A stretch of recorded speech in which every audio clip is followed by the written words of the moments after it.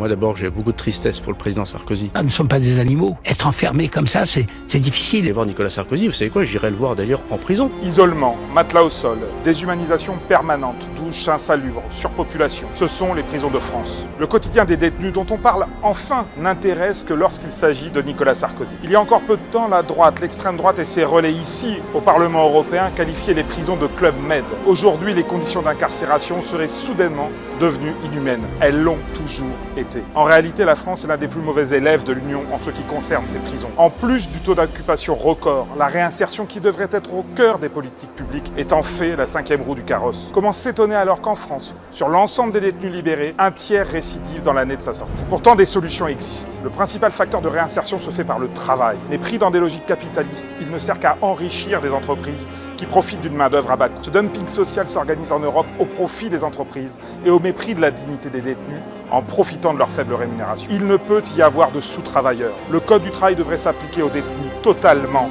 et sur tous les sujets, tant en matière de rémunération que de droits collectifs, comme celui de se syndiquer. Et puis, des alternatives à la prison existent, mais elles restent minoritaires. C'est le cas de la ferme de Moyambry, dans l'Aisne, qui accueille depuis 2003 près de 500 détenus en fin de peine, leur permettant de se former pendant 9 mois au contact de l'extérieur et notamment de leurs proches qui peuvent les visiter. Parmi les résidents, depuis l'ouverture de la ferme, 60% d'entre eux ont trouvé une suite professionnelle à leur passage. Sortir des logiques répressives, punitives, est essentiel tant pour la sauvegarde de la dignité humaine que pour l'objectif prioritaire de réinsertion sociale. J'ai déposé il y a quelques jours une question écrite à la Commission européenne portant sur l'exploitation des travailleurs dans les prisons européennes, notamment en Espagne, où des entreprises françaises, se refusant de mieux rémunérer les travailleurs, viennent profiter d'une main-d'œuvre encore moins chère en Catalogne. Cette illustration montre que l'exploitation des détenus n'est dans nos sociétés ultralibérales qu'une punition supplémentaire. C'est ce système, cette violence qui d'ailleurs reproduit les rapports de classe. Vous ne verrez jamais Nicolas Sarkozy travailler en prison, qu'il faut remettre en cause entièrement, radicalement. Nous y sommes prêts.